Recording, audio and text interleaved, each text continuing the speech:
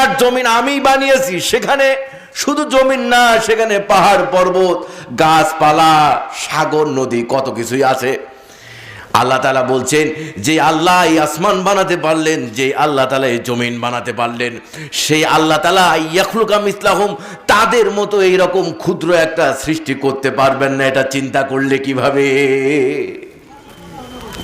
যুক্তিটা চিন্তা করেছেন?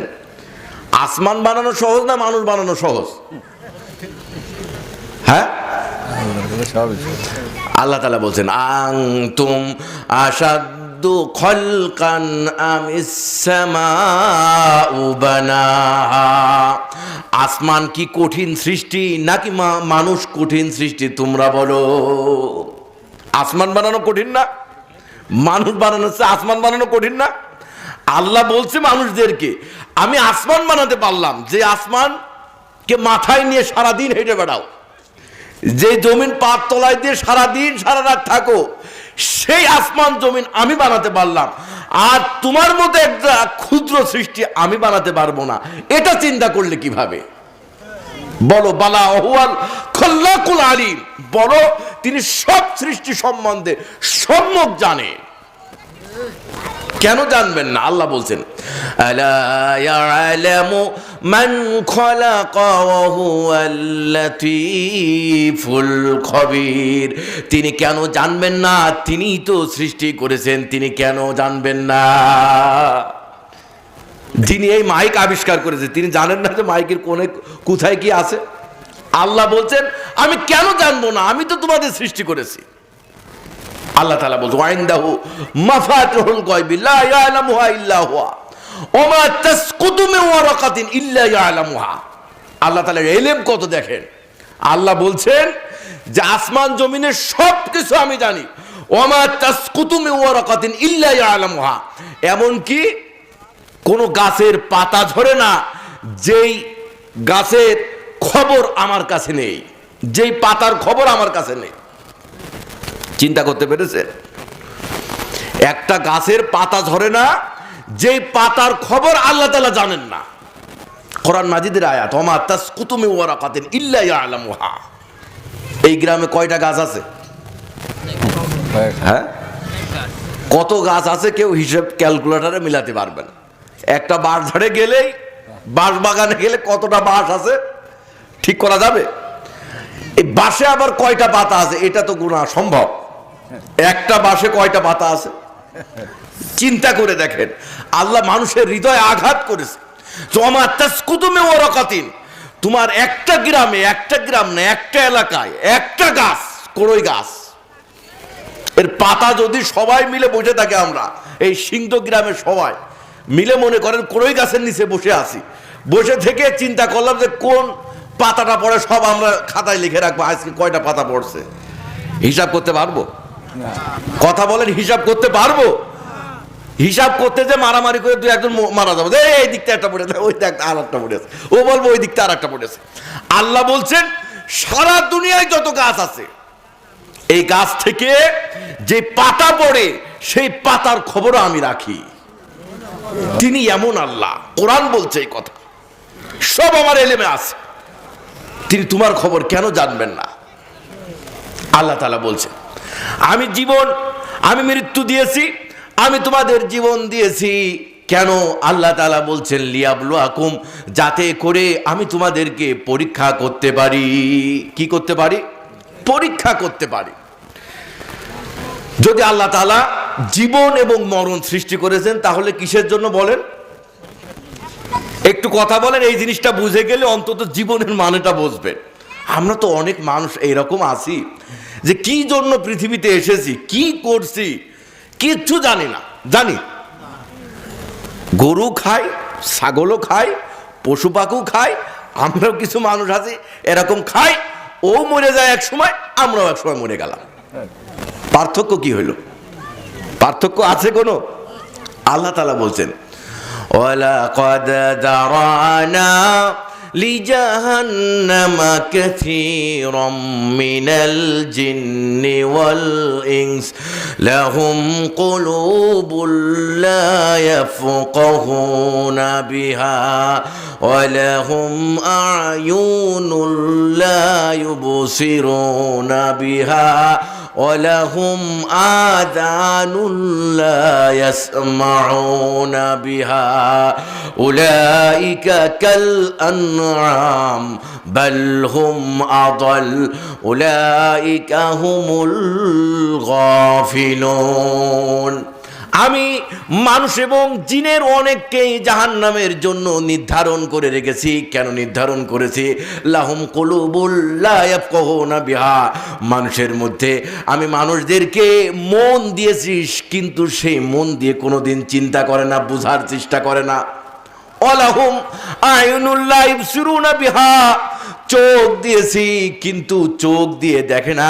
ওয়ালাহুম আযানুল লা ইয়াসমাউনা বিহা, কান দিয়েছি দুইটা কান, কিন্তু সেই কান দিয়ে কোনোদিন শ্রবণ করে না।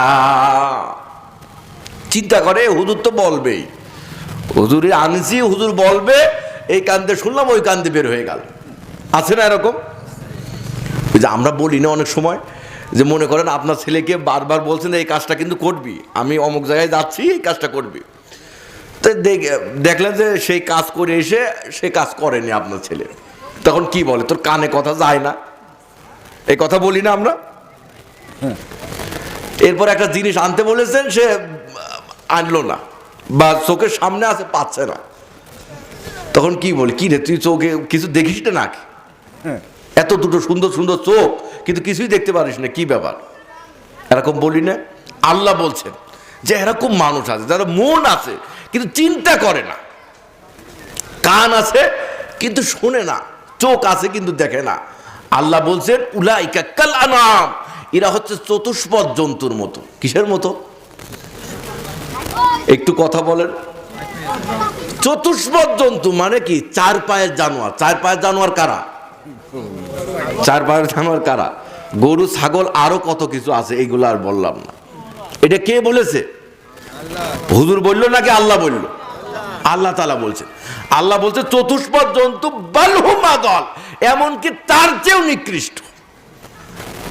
আল্লাহ চতুষ্পদ জন্তু এদেরকে বলেনি, তার চেয়েও নিকৃষ্ট। কারণটা কি জানেন? কারণটা হচ্ছে চতুষ্পদ জন্তু, গরু, ছাগল, এইগুলাকে আল্লাহ তাআলা সৃষ্টি করেছেন। সৃষ্টি করে ওর মেধায় এতটুক দিয়ে দিয়েছে যে ক্ষুধা লাগলে খেয়ে নিবা। ক্ষুধা লাগলে কি করবা? খেয়ে নিবা। এই কারণে আপনার বাড়ির গরু, খুব পোষা গরু, ছাগল, ক্ষুধা লেগেছে, আপনার বাড়ির পাশে ধান লাগেছে, এটা খাওয়া শুরু করে দেয়। কখনো চিন্তা করে না যে এটা মালিকের ভুঁই। চিন্তা করে? কারণ ওই চিন্তায় ওর মাথায় নাই। আল্লাহ ওর এই ভাবার সুযোগ ওকে দেয়নি। মেধায় এতটুক দিয়েছে, ক্ষুধা লাগলে খাবি, সে মালিকের ভুঁই হোক বা ডিসিএসপি বা প্রধানমন্ত্রী ভুঁই হোক, ওটা চিন্তা করার দরকার নেই, খেয়ে নিবি তুই। তো খেয়ে নেয়, খেয়ে নিয়ে নিয়ে এক সময় তাকে দুবাই দেওয়া হয়, সে জীবন সফল হয়ে যায়। কিন্তু মানুষকে এরকম হবে? পশুর ভিতর পাশবিকতা আছে, কিন্তু মানুষের ভিতর আল্লাহ তাআলা দুই রকম গুণই দিয়েছে। পাশবিকতাও দিয়েছে, আবার মানসিকতাও দিয়েছে, মানুষত্বও দিয়েছে। এখন মানুষ যদি ওই পাশবিকতার দিকে যায়, মানবিকতা ছাড়িয়ে, তাহলে তার অবস্থানটা পশুর চেয়েও নিম্নে চলে যায়। কারণ পশুর ভিতর তো মানবতা নেই, আছে? যেই গরু দুধ দই, সেই গরুই দেখা যাচ্ছে একসময় লাথি মারছে, ঠিক না? যেই গরু নিয়ে সবসময় পোষে করে ধানটা নেয়, সেই গরু দেখা যাচ্ছে ব্যাক করে আবার মারছে তার মালিকের, কারণ ওর চিন্তা নাই এটা। কিন্তু মানুষ কি তাই পারে? মানুষ তাই পারে না। ওর ভিতর তো মানবিকতা আছে।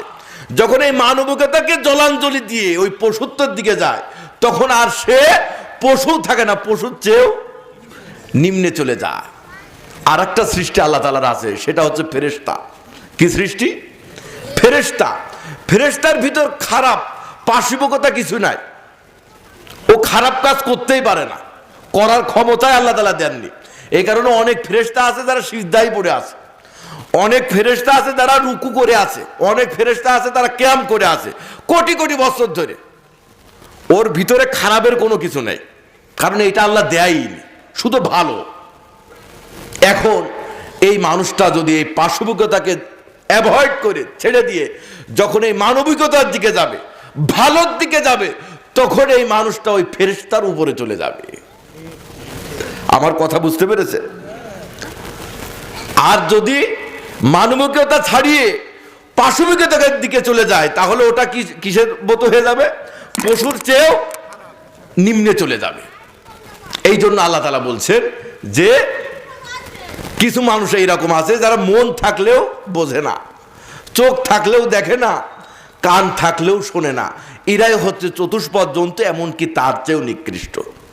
আল্লাহ তাআলা বলছেন ওয়াল্লাযীনা কাফারু ইয়াতামাত্তাউনা ওয়া ইয়াকুলুনা কামা তাকুলুল আনআম।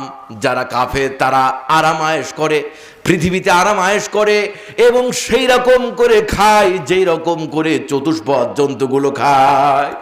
চতুষ্পদ জন্তু খেয়ে খেয়ে একদিন মারা যায়। আর যেই লোকটা ঈমান আনেনি, আল্লাহর পথে চলেনি, বারবার মসজিদে ডাকা হয়েছে কিন্তু আসেনি, এই লোকটার ভিতরে আর পশুর ভিতরে কোনো পার্থক্য নাই, এমনকি সে পশুর চেয়ে আরো নিকৃষ্ট। আল্লাহ বলছেন লিয়াবলুয়াকুম, আমি বান্দা তোর জীবন সৃষ্টি করেছি, মৃত্যু সৃষ্টি করেছি, এই জন্য পরীক্ষার জন্য। তোর সারাটা জীবন হচ্ছে পরীক্ষার। সারাটা জীবন কি? যদি পরীক্ষার জন্য আল্লাহ সৃষ্টি করে তাহলে সারাটা জীবন কি? পরীক্ষা। আর দুনিয়াটা কি? পরীক্ষার হল। গুড। দুনিয়াটা কি? পরীক্ষার হল। এই জিনিসটা একটু চিন্তা করেন তো। পরীক্ষার হলে যদি কেউ স্টার মার্ক পেতে চায়, ভালো রেজাল্ট করতে চায়, সে কি 1 সেকেন্ড 1 মিনিট এদিক ওদিক করার সময় আছে? তাকে তো লিখে আগে শেষ করতে হবে, কি ঠিক না? ভালো মার্ক করতে হলে তার সুযোগ নাই, সব প্রশ্নের উত্তর দিতে হবে।